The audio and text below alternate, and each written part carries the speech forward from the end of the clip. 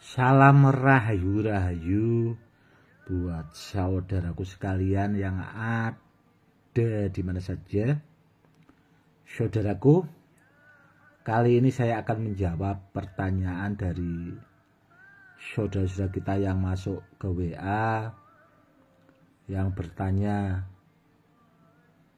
Gus, bagaimana caranya agar kita bisa mempertajam panca indera kita agar kita juga bisa menembus alam gaib.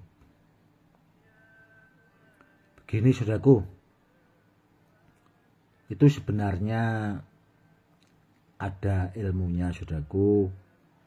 Kalau kepengen yang seperti itu ya harus belajar, atau agar kita bisa membuka mata batin itu asal kita mau belajar bisa saudaraku. Namun seandainya kalau sudah bisa ya gunakanlah yang semestinya saja. Ya nggak ada bedanya sih sebenarnya sama ilmu penerawangan agar kita bisa mampu melihat hal-hal yang orang awam tidak bisa. Itu ya insya Allah kita bisa saudaraku. Namun ya itu tadi harus belajar, karena yang seperti itu ada ilmunya saudaraku. Ada ilmunya, tidak asal. Seandainya kalau sekedar kita belajarnya cuma amalan-amalan ya nggak bakal bisa saudaraku, karena itu ilmu saudaraku, pakai ilmu, tidak hanya amalan. Namun kalau kita sudah belajar ya insya Allah bisa saudaraku. Intinya yaitu tadi belajar saudaraku ya, apa-apa itu harus kita mau belajar. Kalau kita nggak mau belajar nggak bakal bisa saudaraku. Di samping itu agar mata batin kita juga lebih tajam ya kita juga harus istiqomah, banyak-banyak zikir kalau malam, sering-sering puasa saudaraku. Karena kalau ilmu itu kalau kita sering puasa, sering zikir itu bahasanya itu lebih takjrib, lebih ampuh. Kalau orang-orang dahulu itu seperti itu saudaraku, kalau leluhur kita. Dan saya juga akan menjawab pertanyaan dari saudara kita yang sudah masuk, yang bertanya tentang benda bertuah yang bahasanya itu bagus buat media sarana keselamatan. Sebenarnya kalau benda bertuah itu kan banyak jenisnya saudaraku ya. Banyak jenisnya benda bertuah itu. Dari mulai jenis-jenis batu badar dan benda-benda bertuah yang lainnya, ada juga yang mustika atau seperti batu merah delima, kitab Istanbul yang asli ori itu juga bisa saudaraku, atau seperti lulang kebulandoh itu kalau yang asli ori pasti bagus. Namun ya karena banyaknya orang yang memburu atau banyak peminatnya tentang lulang kebulandoh itu saudara ya, itu banyak juga yang diduplikat. Kebanyakan orang yang tanya ke WA itu hampir rata-rata palsu saudaraku, barangnya yang pernah bendanya itu diperlihatkan ke saya, benda bertuahnya itu tadi, itu rata-rata palsu saudaraku. Karena terus terang kalau yang asli itu juga sangat langka dan maharnya itu juga sangat mahal saudaraku. Di daerah tempat saya saudaraku ya, di Pati Jawa Tengah, lulang kebulando yang asli itu kalau barang peninggalan itu saudaraku ya, itu ada yang mau dikasih mahar 5M itu barangnya juga nggak dikasihkan saudaraku, nggak dikasihkan ya, karena rata-rata barang seperti itu kebanyakan barang peninggalan turun temurun saudaraku, dan yang jelas barangnya langka saudaraku.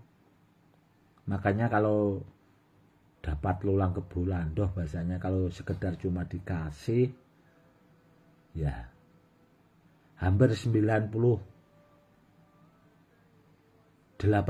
saudaraku itu pasti banyak palsunya, yang 2% itu yang asli. Namun kalau dikasih kok sepertinya ya seperti bahasanya itu mustahil saudaraku.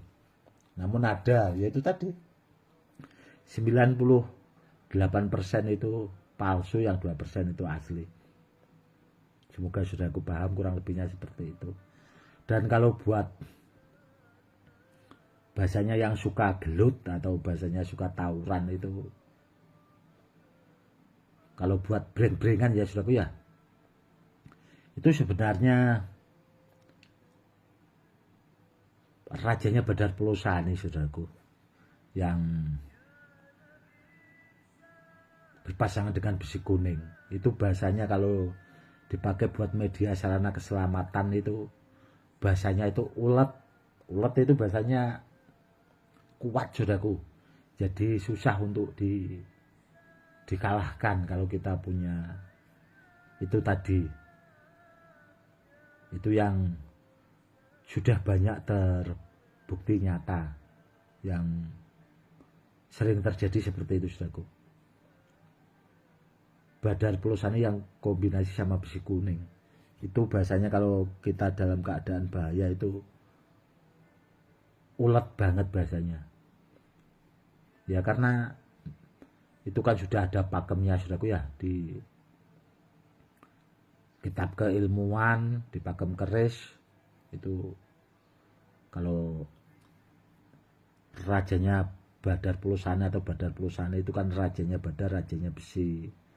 Namun yang harus diingat saudaraku ya, kalau benda-benda bertuah itu kalau bisa cari yang bagus sekalian saudaraku, jangan tanggung-tanggung, karena dipakai buat media sarana keselamatan seperti itu. Dan kebanyakan kalau orang itu kan ya kepengen barang bagus namun maharnya yang murah, dan kebanyakan saudaraku yang seperti itu dapatnya barang palsu. Hampir rata-rata dapatnya barang palsu. Dan saya juga kan sering berpesan, kalau cari benda bertuah carilah sama orang yang ahlinya, yang pakarnya, biar tidak keliru ya itu saudaraku. Namun kalau orang awam kan terkadang itu kan wah mikirnya itu murah, padahal dia tidak tahu kalau barangnya itu palsu juga saudaraku. Itu yang bikin repot. Dan kemarin-kemarin juga ada saudara kita itu yang sering nonton lah bahasanya channel YouTube saya itu, beli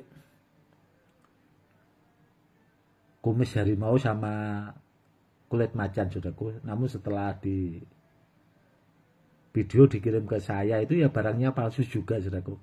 Itu kulit kambing namun disemir saudaraku, jadi hampir mirip kulit macan atau kulit harimau itu tadi. Barangnya palsu saudaraku, dan kumis harimaunya juga palsu saudaraku.